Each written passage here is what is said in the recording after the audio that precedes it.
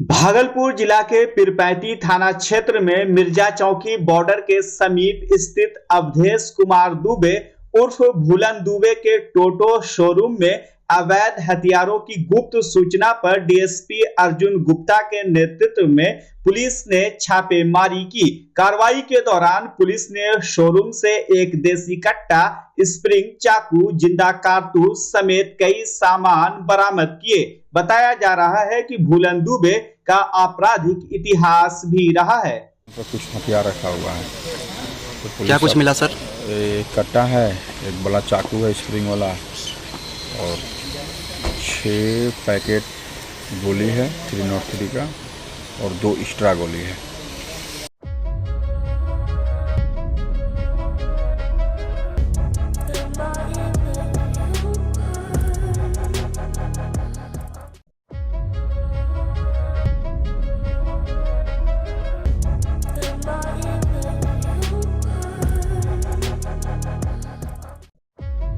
वैशाली जिला के बिदुपुर थाना की पुलिस ने दाऊद नगर पंचायत भवन के समीप छापेमारी कर लगभग 1 किलो कोटा स्मैक के साथ 2 अंतरराज्यीय तस्कर सहित 5 अपराधियों को गिरफ्तार किया है।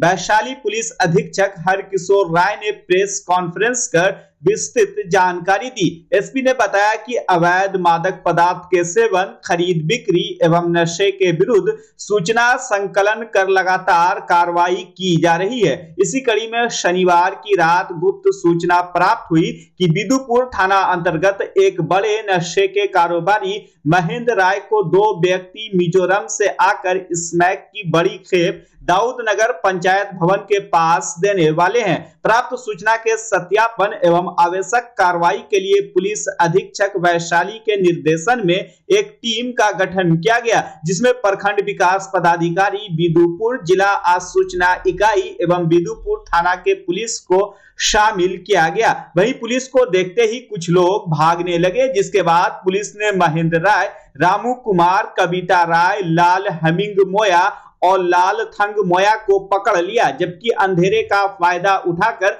कुछ लोग भागने में सफल रहे।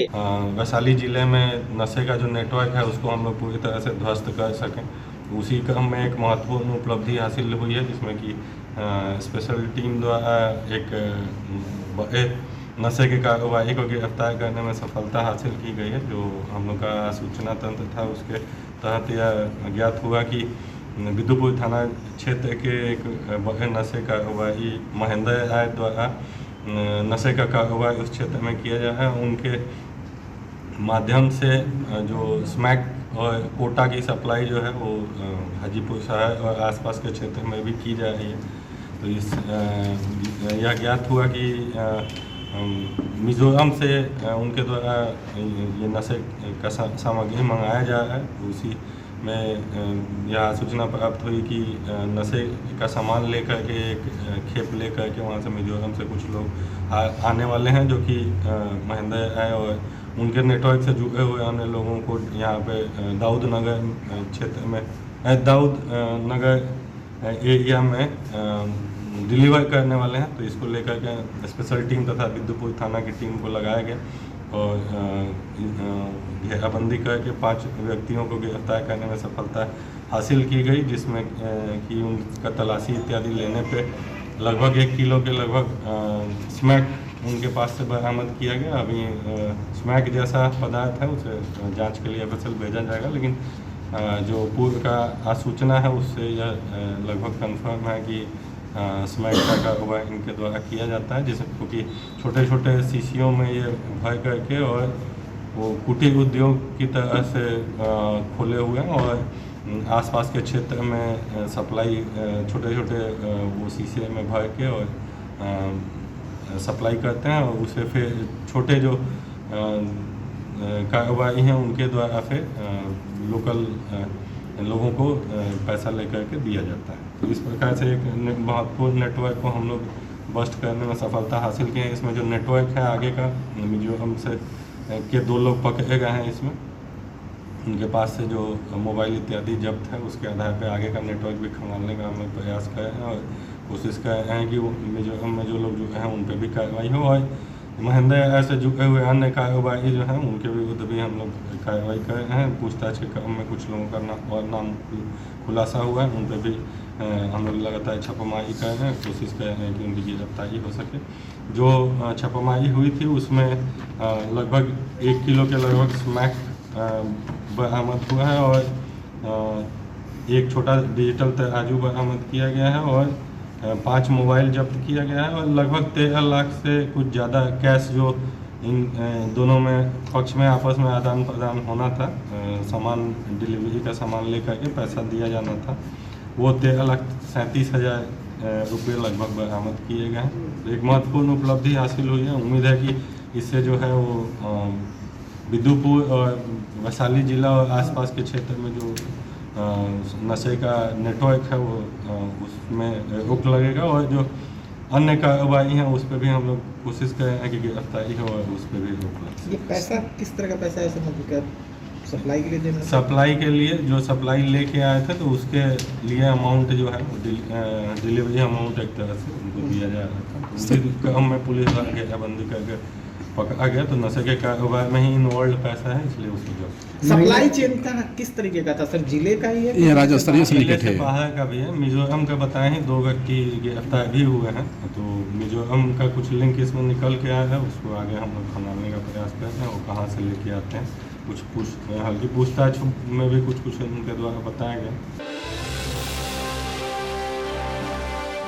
भागलपुर में अखिल भारतीय गंगोत्री महासभा द्वारा शताब्दी वर्ष सम्मान समारोह का आयोजन टाउन हॉल में किया गया। इस अवसर पर भागलपुर के सांसद अजय मंडल, पूर्व सांसद बुलो मंडल, गोपालपुर के विधायक गोपाल मंडल, रुपौली की पूर्व विधायक लेसी सिंह और पूर्व जिला परिषद अध्यक्ष सविता देवी सहित कई गणमान्य उपस्थित थे। आयोजन का नेतृत्व आशीष मंडल ने किया।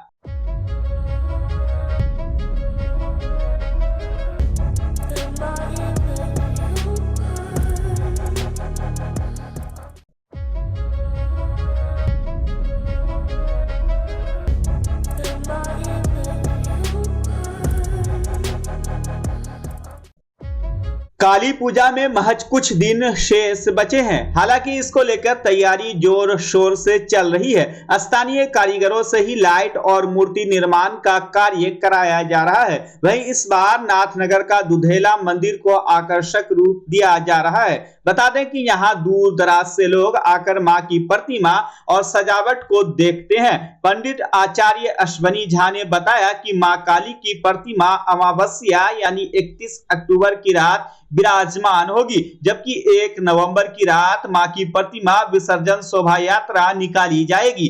3 नवंबर को मां की प्रतिमा कालीघाट में बने कृत्रिम तालाब में विसर्जित की जाएगी। देखिए, पहले तो श्री श्री 108 काली महारानी मंदिर दुधेला है। यहाँ प्रखंड में पता है? ये नाथनगर प्रखंड। कौन सा पंचायत है? पंचायत नूरपुर है, वार्ड नंबर 10 है के अंतर्गत ये काली मंदिर है। और यहाँ पर हमारे ग्रामीण लोग, जितने लड़के लोग हैं, बहुत उत्साहित हैं और युद्ध स्तर पर काम में लगे हुए हैं। आपको मालूम हो 31 अक्टूबर को काली पूजा, दिवाली, लक्ष्मी पूजा, हुक्का पाती का त्यौहार है, इसलिए सभी लड़के लोग इस पर बड़ी लगन मेहनत के साथ लगे हुए हैं और निष्ठापूर्वक महारानी की पूजा के पहले सारे काम को कंप्लीट कर। अब कितना दिन बचे? अब 4 दिन कहिए बचा हुआ है। 31 अक्टूबर गुरुवार को अमावस्या है। 3:23 से अमावस्या संध्या काल में प्रारंभ है, जो 1 नवंबर को शाम के 5:24 तक रहेगा। पूर्ण रात्रि अमावस्या होने के कारण 31 अक्टूबर के रात्रि में ही काली जी की प्रतिमा बैठेगी और उनका प्राण प्रतिष्ठा होगा। लक्ष्मी गणेश पूजा होगा, हुक्का पाती होगा, लोग दिवाली भी आनंद पूर्वक उल्लासपूर्वक मनाएंगे। क्या तैयारी कैसा है? तैयारी यहाँ बहुत जोर शोर से चल रही है। तैयारी हर वर्ष से इस बार देखते हैं यहाँ के लड़के लोग बहुत जागरूक होकर तत्परता के साथ युद्ध स्तर पर काम कर रहे हैं। आप अपना परिचय बताएं। परिचय, मेरा नाम है पंडित आचार्य श्री अश्विनी कुमार झा। सूबे की सबसे बड़ी काली की प्रतिमा भागलपुर के नाथनगर प्रखंड क्षेत्र के रामपुर खुर्द पंचायत के बहवलपुर में स्थापित होती है। यहाँ 32 फीट की बम काली की प्रतिमा स्थापित होती है। प्रतिमा के दर्शन के लिए काफी दूर दराज से लोग यहाँ पहुंचते हैं। बता दें कि इस वर्ष 31 अक्टूबर की रात 12 बजे मां काली की प्रतिमा वेदी पर स्थापित की जाएगी। वहीं रात 12 बजे से सुबह 7 बजे तक माता की विशेष पूजा होगी। इधर बहवलपुर काली स्थान के मेड़पति सह अध्यक्ष अजय सिंह ने पूजा को लेकर विस्तृत जानकारी दी। 31 अक्टूबर को ऐसे काली पूजा शुरू है हम लोगों का, और 1 तारीख को बलि होगा और 2 तारीख को मेला, 3 तारीख को विसर्जन शोभा यात्रा निकालेंगे। यहाँ से देर रात्रि तक चंपा नदी में विसर्जन किया जाएगा। यहाँ का क्या इतिहास है? लगभग 400 वर्ष पूर्व से ही यहाँ पूजा होते आ रहा है। जो मैया से मनोकामना मांगता है वो पूर्ण होता है। और हमारे पूर्वज थे काली प्रसाद सिंह, उन्हीं को माता काली गुरियानी नदी में आई थी और वो जी काटते हुए यहाँ आए थे, स्थान मांग रहे थे। यहाँ स्थान दिया गया। पहले बेल गाछ था, फिर पीपल गाछ हुआ, तीसरा पीपल है। उसके बाद तो बलि का भी कार्यक्रम होता है और पूजा। और यहाँ मंदिर नहीं बनना है, उनको स्वप्न में आया था कि मंदिर नहीं बनाना है, और जो मंदिर बनाने का प्रयास किया वो उनके साथ अनहोनी घटना भी हुआ, इसलिए माँ पीपल गाछ के पास ही वास करती है।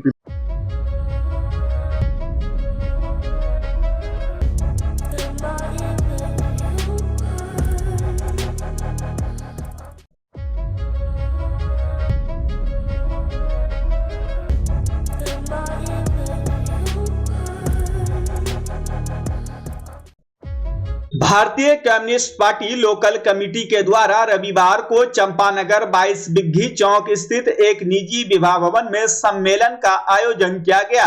वही पार्टी का झंडा फहराने के बाद शहीद बेदी पर माल्यार्पण और पुष्प अर्पित की गई, जबकि सम्मेलन का संचालन कामरेड अजय झा और कामरेड मोहम्मद फैज ने किया। इसके पूर्व कार्यक्रम का विधिवत उद्घाटन केंद्रीय कमेटी के सदस्य अवधेश कुमार ने किया। इजराइल के द्वारा फिलिस्तीन के ऊपर हमले हो रहे, बहुत ही बर्बर हमले हो रहे, जिन हमलों में 70,000 से भी ज्यादा लोग हताहत हुए और उसमें सबसे ज्यादा बच्चों की मृत्यु हुई है, उनकी शहादतें हुई।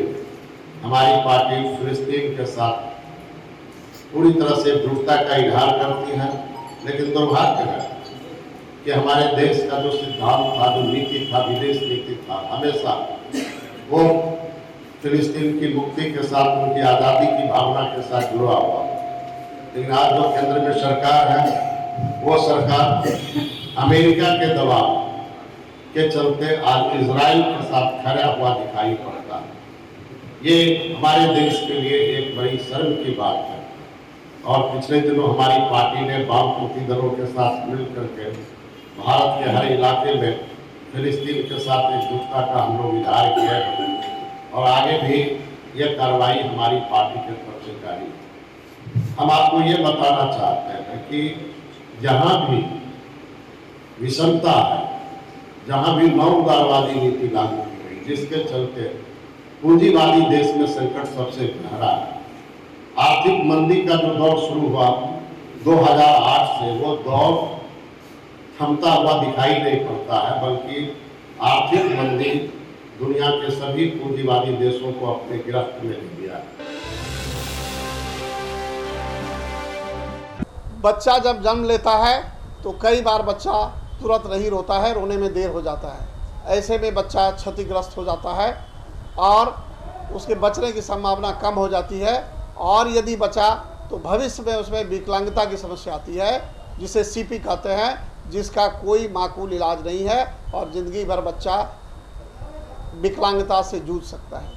ऐसे में पूरे संसार में कूलिंग थेरेपी का सहारा लिया जाता है। जन्म से ठीक 6 घंटा के अंदर यदि उसको कूलिंग थेरेपी दिया जाए तो उससे उसका सीपी की समस्या कम होती है और बचने की भी संभावना बढ़ती है। पहली बार बिहार झारखंड में आपके शहर के स्नेह नवजात शिशु बाल सेवा केंद्र में यह मशीन उपलब्ध है। कभी भी ऐसी बात हो कि बच्चा रोने में विलम्ब हो गया तो आप स्नेह नवजात शिशु बाल सेवा केंद्र में जरूर संपर्क करें।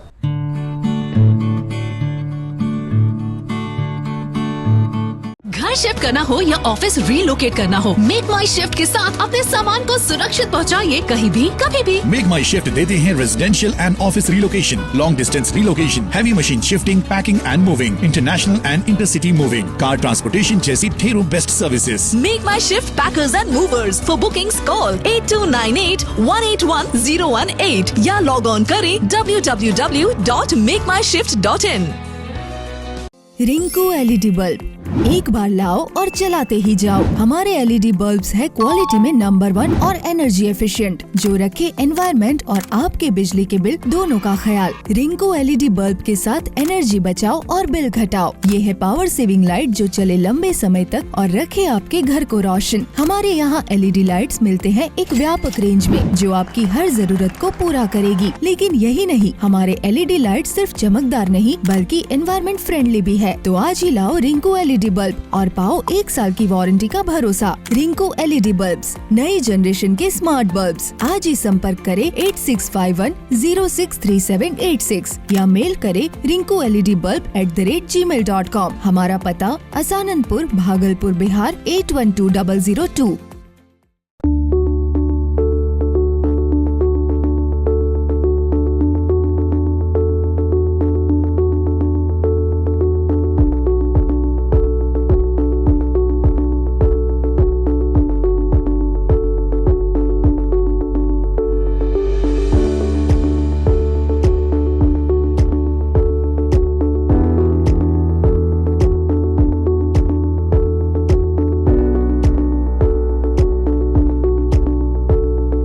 भागलपुर जिले के सुल्तानगंज में मुरारका कॉलेज रोड स्थित रेलवे गुमटी नंबर 9B स्पेशल पर प्रस्तावित रेलवे ओवरब्रिज के निर्माण का स्थानीय निवासियों ने विरोध किया है। ग्रामीणों ने रेलवे विभाग द्वारा प्रस्तावित ओवरब्रिज के खिलाफ एकजुट होकर बैठक की। बैठक की अध्यक्षता डॉक्टर नईम उद्दीन ने की। ग्रामीणों का कहना है कि अगर मुरारका कॉलेज के पास यह ब्रिज बनता है तो आसपास के कई समुदाय के लोग बेघर हो जाएंगे और उनकी आजीविका पर भी गहरा असर पड़ेगा। ब्रिज बन रहा है, जो 9B क्रॉसिंग है उस पर ब्रिज बन रहा है, जिससे बहुत अधिक दलित, महादलित, पिछड़ा, अति पिछड़ा और अल्पसंख्यक वर्ग के लोग और छोटे छोटे व्यापारी प्रभावित हो रहे हैं और वे विस्थापित हो जाएंगे, जिसके लिए रहने खाने का कोई प्रबंध नहीं होगा। और यह रोड जो है यह संकीर्ण रोड है, इससे बहुत ज़्यादा ट्रैफिक नहीं रहता है और ब्रिज बनाने से भी इसमें बहुत फ़ायदा नहीं है। इसके सब्स्टिट्यूट में और भी जगह है जहाँ बन सकता है, इसको डिस्टर्ब करने की कोई आवश्यकता नहीं है।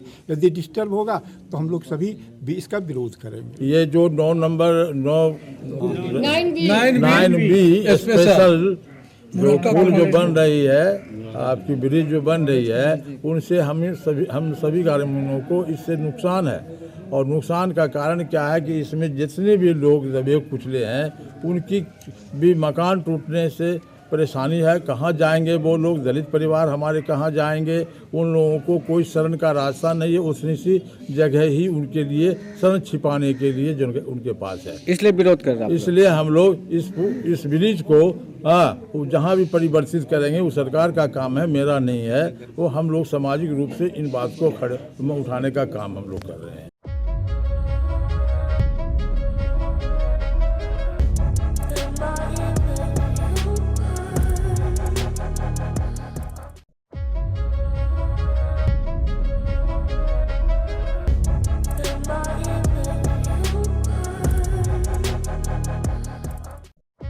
सुल्तानगंज थाना क्षेत्र के बालूघाट रोड चौक बाजार स्थित आत्माराम दास ठाकुर मंदिर में स्थानीय दुकानदारों द्वारा मंदिर प्रबंधक नरेंद्र प्रताप चौधरी से मारपीट, गाली गलौज और जान से मारने की धमकी देने का मामला सामने आया है। घटना सीसीटीवी में कैद है। प्राप्त जानकारी के अनुसार मौके पर डायल 112 की पुलिस ने पहुंचकर नरेंद्र प्रताप चौधरी को भीड़ से बचाया। 21 तारीख को रंजय ओझा मंदिर के मुख्य गेट का दीवार तोड़ रहे थे। मंदिर के रसोइया ने बाबा को फ़ोन किया। बाबा बंगाल में हैं, अभी भी अपना इलाज करवा रहे हैं।